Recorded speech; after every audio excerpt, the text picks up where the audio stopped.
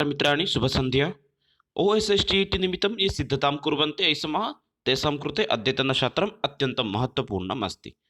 यतोहि सत्रेऽस्मिन् वयं चर्चां कुर्मः द्वितीय अन्वितेः कश्चन अत्यन्तं महत्त्वपूर्णभागः भवति भण्डारकरपद्धति अथवा प्राचीनविधि अथवा नवीनविधि एतेषां विषये चर्चां कुर्मः एव। अत्यन्तं महत्त्वपूर्ण अंशः अस्ति यतोहि एतस्मात् सन्दर्भात् प्रश्नाः तु निश्चयेन भवन्ति। तर्हि आरम्भं कुर्मः भाषाशिक्षणविधीनां विषये अपि चर्चां कुर्मः जानीमः प्राचीनविधिः इत्युक्ते किं नवीनविधयः के वर्तन्ते पुनश्च भण्डारकरपद्धतिविषये विस्तृतरूपेण अपि चर्चां कुर्मः। तर्हि प्रारम्भं कुर्मः एव। भाषाशिक्षणाय यदि वयं चर्चां कुर्मः तर्हि भाषाशिक्षणाय द्विधा विधयः वर्तन्ते। एका अस्ति प्राचीनविधिः अन्य एका भवति नवीना विधिः। तर्हि पश्यामः प्राचीनविधिः इत्युक्ते किं पुनश्च नवीनविधिः इत्युक्ते किं। यतोहि विधिद्वयमत्र वयम् उपस्थापितवन्तः प्राचीनविधिः पुनश्च नवीनविधिः। प्राचीनविधिषु के समागच्छन्ति पद्धतयः, नवीनविधिषु के पद्धतयः समागच्छन्ति एतस्मिन् विषये सामान्यरूपेण पश्यामः एकवारं। प्राचीनविधिमध्ये पश्यन्तु प्रारम्भिकसमये अस्ति परम्परागतविधिः, मौखिकविधिः, पारायणविधिः, प्रश्नोत्तरविधिः, कथाकथनविधिः, व्याख्याविधि अन्ते अस्ति भण्डारकरविधिः इति। एतेषां पद्धतीनां विधीनां विषये सामान्यरूपेण अत्र वदामि एव। परम्परागतविधिः परम्परा गुरुकुलेषु मठेषु या पद्धतिः प्रचलन् आसीत् पुरातनकाले तदेव भवति परम्परागतपद्धतिः। परम्परागतपद्धतिमध्ये किं भवति स्म केवलं साहित्यं पुनश्च व्याकरणस्य पाठनं प्रचलनम् आसीत् एव। साहित्यमध्ये रघुवंशं भवतु पुनः यत्किमपि रघुवंशं भवतु कुमारसम्भवं भवतु इत्यादि ते साहित्यमध्ये पाठयन् आसन्। पुनश्च व्याकरणमध्ये किम् आसीत् तेषां पाठनं सिद्धान्तकौमुदी लघुसिद्धान्तकौमुदी एतत् सर्वं व्याकरणमध्ये आसीत् एव। अतः परम्परा गुरुकुलेषु मठेषु या शिक्षापद्धतिः प्रायतः प्रचलनम् आसीत् तदेव भवति परम्परागतविधिः इति। द्वितीयः अस्ति मौखिकविधिः। मौखिकविधिः इत्युक्ते अत्र किं भवति गुरुकुलेषु एव एषा विधिः अपि प्रचलनम् आसीत्। यतोहि भारते प्रायः प्राचीनविधिः कियत् वर्षम् इति भवन्तः चिन्तयन्तु। अत्र 18–18शतं वर्षं पर्यन्तमेव प्राचीनविधिः एव प्रचलनम् आसीत्। ततः परं किम् आसीत् पुनश्च अन्येका विधिः मौखिकविधिः। तत्र शिक्षकः केवलं वदति स्म छात्राः अपि तत्सर्वं श्रुत्वा एव स्वमनसि संस्थापयन्तः आसन् एव। अतः सा विधिः आसीत् मौखिकविधिः एव। परीक्षा अपि मौखिकरूपेण आसीत्। छात्राः अपि प्रत्येकविषयं स्वस्य मनसि संस्थापयन् आसन्। परवर्ती अस्ति पारायणविधिः।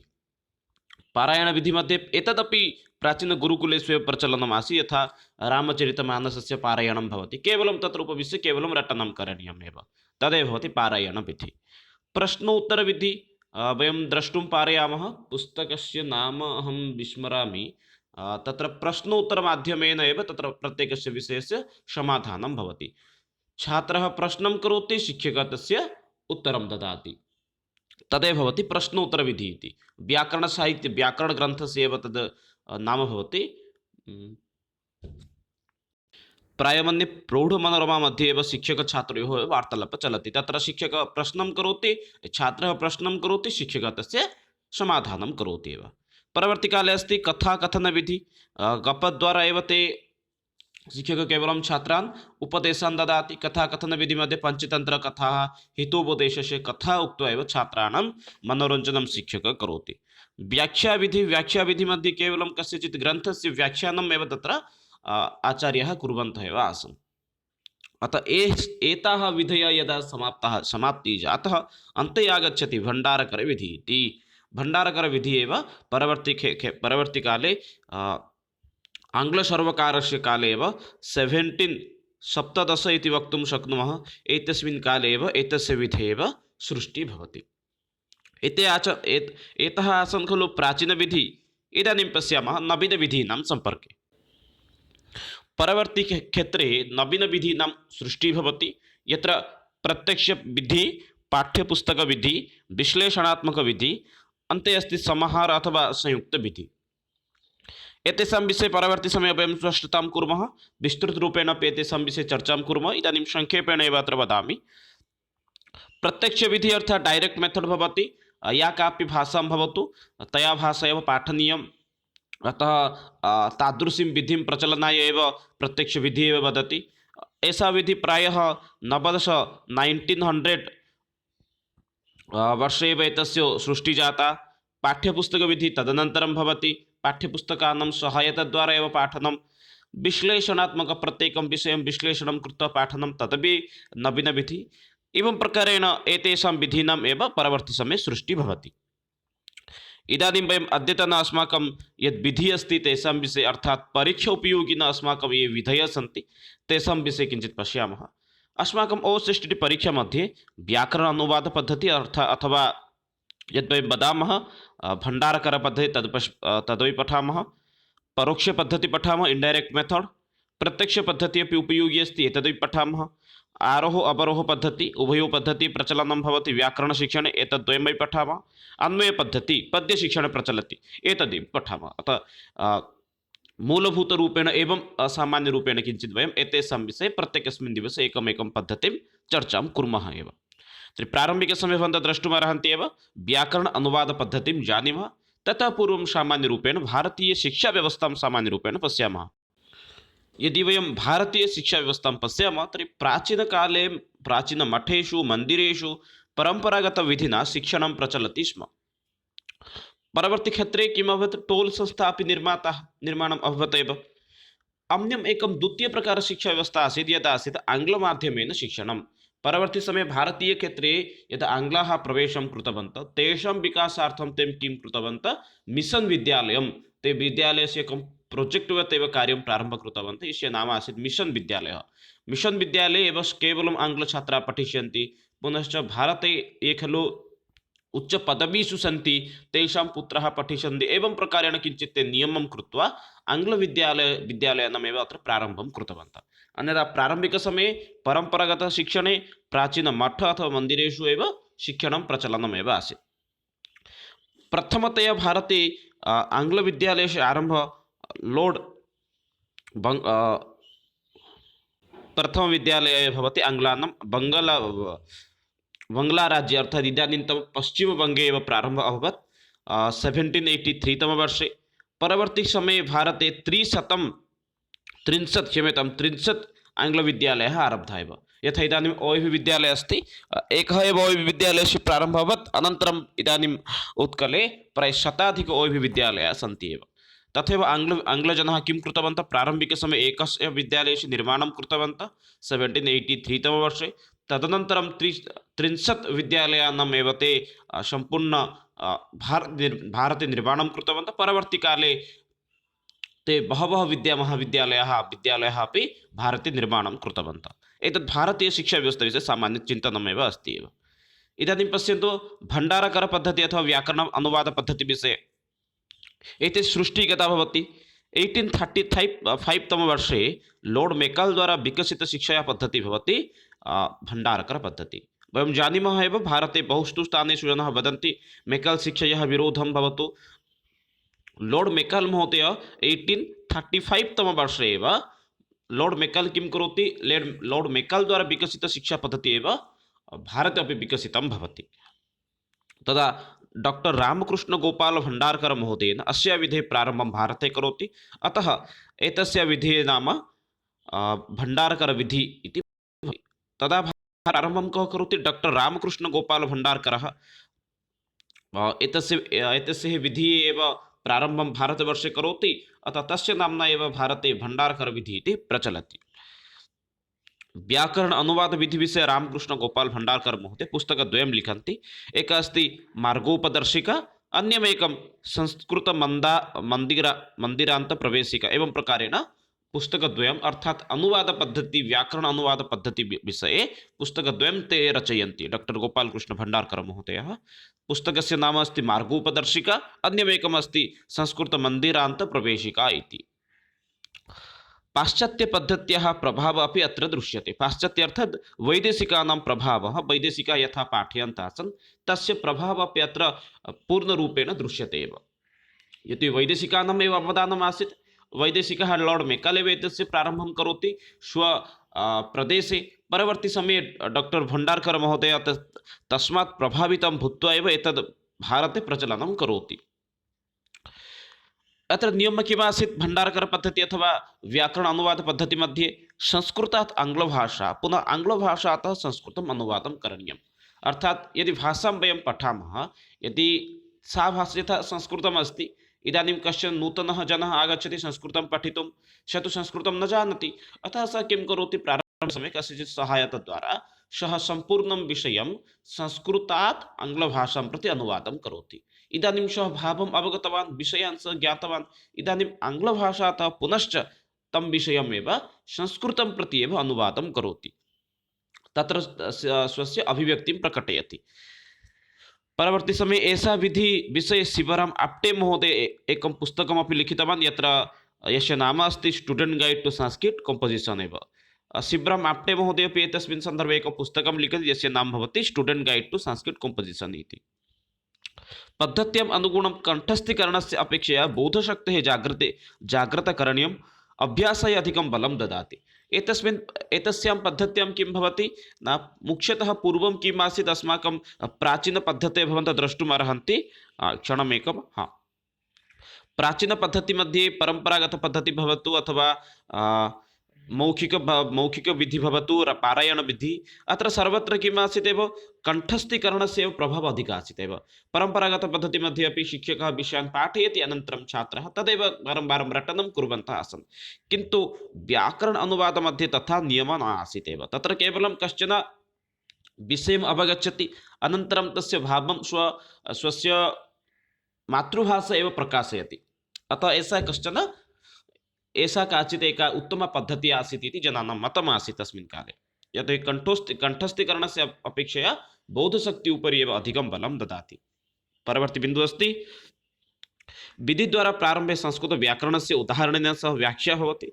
व्याकरणनियमस्य पर्याप्तरूपेण अभ्यासं कारयन्ति, अभ्यासाय पुनश्च नूतनशब्दाः ददाति। प्रारम्भिकसमये किं भवति, संस्कृतव्याकरणस्य केचन उदाहरणानि अत्र प्रस्तौति, उदाहरणात् परं किं भवति, पुनश्च नियमानां विषये पर्याप्तरूपेण अभ्यासं कारयति, नियमस्य वारं वारम् अभ्यासं कारयति, अनन्तरम् अभ्यासाय नूतनशब्दाः ददाति एव। यथा सामान्यरूपेण एकम् उदाहरणं वदामि, एकं शब्दं तत्र ददाति, परितः इति। परितः इति शब्दस्य सः प्रारम्भिकसमये अर्थं वदति, परितः इत्युक्ते चतुर्पार्श्वे इति एकम् उदाहरणम् अर्थं वदति। तृतीयसोपाने उदाहरणात् कथनात् परं परितः इति शब्दस्य अर्थं चतुर्पार्श्वे भवति, तदनुगुणम् एकं वाक्यं ददाति, व्यवहारे दर्शयति, अनन्तरं तथैव नूतनशब्दः ददाति, तथैव वाक्यरचनानिमित्तमेव। परवर्ती प्रश्नं प्रति गच्छामः। अनुवादशिक्षणविधि। अनुवाद डॉक्टर भण्डारकर महोदयानुगुणम् अनुवादशिक्षण चतुर्षु भागेषु विभक्तः आसन्। मातृभाषा अनुवादं, पुस्तकविधि,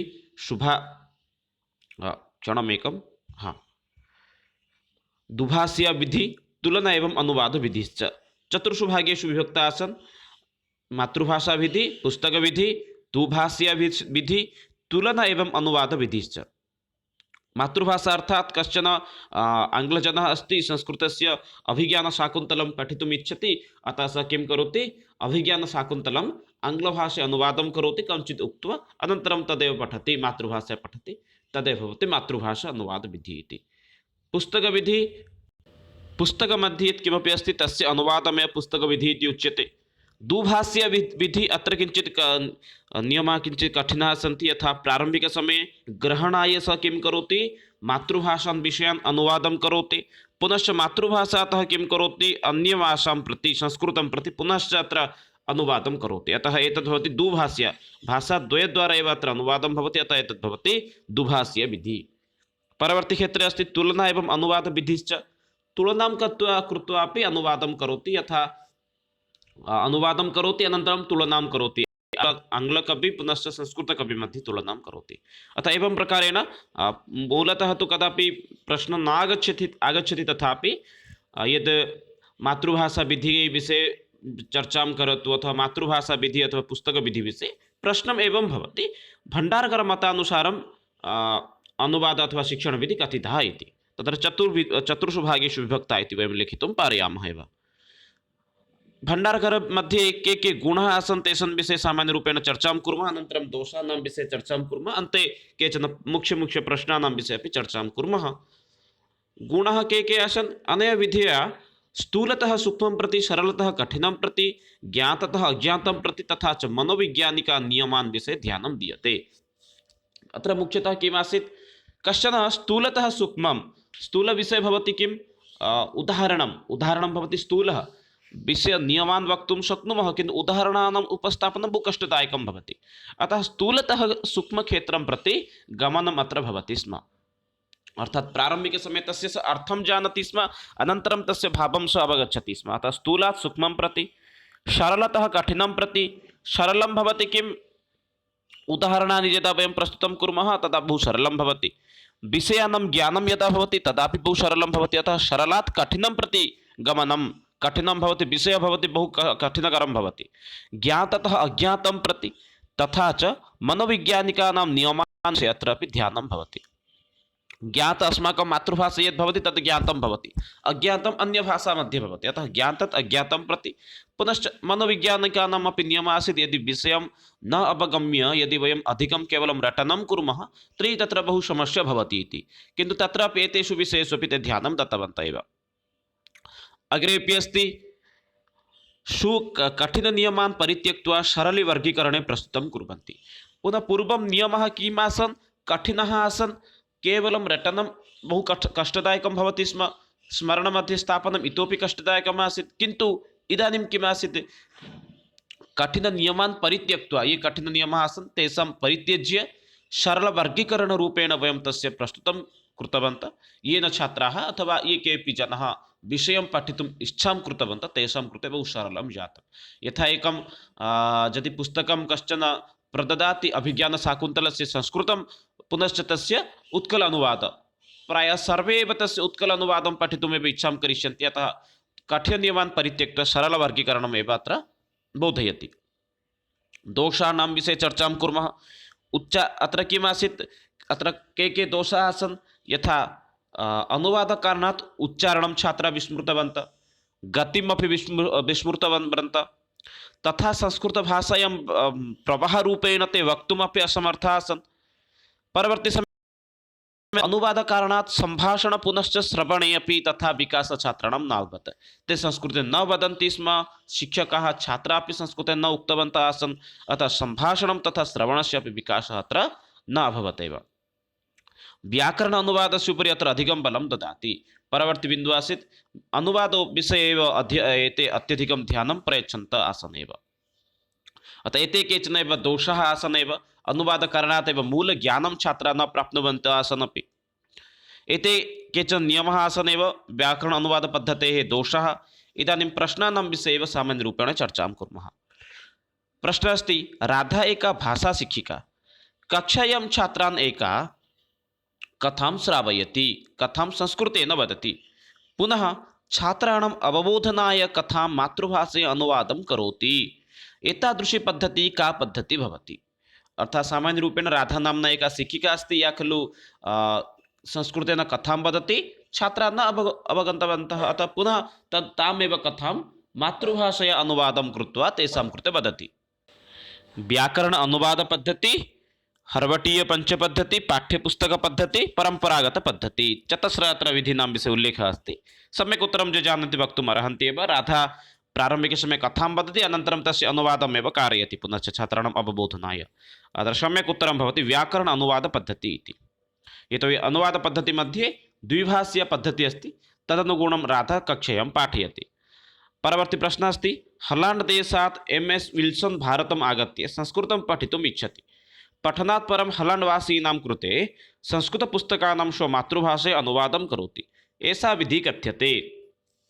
प्रश्नः अस्ति वर्तते, कश्चन वैदेशिकः संस्कृतं पठनाय भारतम् आगच्छति, संस्कृतं प्रति संस्कृते तस्य रुचिः वर्धते, रुचिवर्धनात् परं सः संस्कृतपुस्तकानां मातृभाषया अनुवादं करोति। एतादृशी विधिः वर्तते अनुवादपद्धतिः। अनुवादपद्धतेः एव सः अनुकरणं करोति, तदनुगुणम् एव सः संस्कृतपुस्तकानाम् अपि मातृभाषया अनुवादं करोति। अधोलिखितेषु का प्राचीनतमा विधिः? अधो ये विधयः सन्ति तेषु प्राचीनतम विधिः का वर्तते? हर्वटीय पंचपद्धति, पाठ्यपुस्तकपद्धति, प्रत्यक्षपद्धति। एताः पद्धतयः नूतनविधयः एव अन्तर्भुक्ताः सन्ति, किन्तु व्याकरण अनुवादपद्धतिः भवति प्राचीनविधिः एव, प्राचीनपद्धतिः एव। परवर्ती बिन्दुं प्रति गच्छामः। कदा आरभ्य भारतीयशिक्षाक्षेत्रे महत् परिवर्तनं जातं? भारते कदा एव शिक्षाक्षेत्रे महत् परिवर्तनं भवति? 1835 तमवर्षे एव भारते संस्कृतक्षेत्रे मूलतः अथवा सम्पूर्णशिक्षाक्षेत्रे महत् परिवर्तनं भवति। यतोहि ततः पूर्वं भारते 1783 तमवर्षे एव आङ्ग्लजनाः विद्यालयानां प्रारम्भं कुर्वन्ति। परवर्तीकाले लॉर्ड मेकाल् महोदयः एव अनुवादशिक्षणस्य अथवा व्याकरण अनुवादशिक्षणस्य प्रारम्भं करोति। परवर्ती समये लॉर्ड मेकाल् महोदयस्य गुणान् आधृत्य एव भारते अपि व्याकरण अनुवादपद्धतिः अथवा भण्डारकरपद्धतिः प्रचलति। यस्मात् कारणात् भारते परम्परागतपद्धतीनाम् एव तत्र विलुप्ता भवति। भारतीयशिक्षाक्षेत्रे महत् परिवर्तनमेव चलति। यत् अनुवादशिक्षणं भवति तदेव आङ्ग्लजनानां तः एव आगच्छति एव। परवर्ती प्रश्नः अस्ति, गुरुकुलमठेषु कया पद्धत्या शिक्षादानं भवति? गुरुकुल तथा मठेषु पद्धति का भवति? यह पद्धतिद्वारा वयं शिक्षा छात्राणां कृते दद्मः एव। व्याकरण अनुवादपद्धति, हर्वटीय पञ्चपद्धति, पाठ्यपुस्तकपद्धति, परम्परागतपद्धति। अत्र सम्यक् उत्तरं भवति परम्परागतपद्धति इति। यतोहि परम्परागतपद्धतिमध्ये किम् आसीत्, छात्राः तत्र केवलं एकं कक्षां प्रति गच्छन्तः आसन्, तत्र एकः एव शिक्षकः आसीत्, तस्य सविधे यत् किमपि ज्ञानम् अस्ति तदेव छात्राणां कृते प्रदानं कुर्वन् आसीत् एव। गुरुकुल मठ इत्यादि स्थानेषु छात्राणां कृते परम्परागतपद्धतिद्वारा शिक्षणं प्रचलन् आसीत् एव। परवर्ती प्रश्नं पश्यामः। डॉक्टर भण्डारकर मतेन अनुवादपद्धतिः मुख्यतः कतिविधा? भण्डारकरस्य मतानुसारम् अनुवादं भवति चतुर्विधा। तत्र भवति मातृभाषा अनुवादविधि, पुनश्च पुस्तकविधि, तदनन्तरं द्विभाषीयविधि, पुनश्च तुलन एवं अनुवाद विधिश्च। एवं प्रकारेण व्याकरण अनुवादपद्धतिः अथवा भण्डारकर मतानुसारं पद्धतयः चतुर्षु भागेषु विभक्ताः सन्ति। परवर्ती प्रश्नः अस्ति, भण्डारकर मतेन अनुवादपद्धतिः कतिविधा? पुनश्च वारद्वयं प्रायः मन्ये तत् प्रश्नः अभवत् एव। हाँ, डॉक्टर भण्डारकर मतेन अनुवादपद्धतिः चतुर्विधा एतद् सम्यक् उत्तरं भवति एव। आशा करोमि भवन्तः अपि सकुशलम् एतत् सर्वं कृतवन्तः। अन्ते अहं यान् प्रश्नान् स्थापितवान् ते प्रश्नाः एव पूर्वपरीक्षासु अपि आसन्। अतः आशा करोमि भवन्तः सकुशलम् एतत् सर्वमपि अध्ययनं कृतवन्तः। पुनः मिलामः मित्राणि आगामी सत्रे तत्र एकं नूतनं विषयं स्वीकृत्य तत्र इतोपि चर्चां कुर्मः। तावत्पर्यन्तं विरमामि। जयतु भारतं, वदतु संस्कृतं, वन्दे मातरं। धन्यवादः मित्राणि।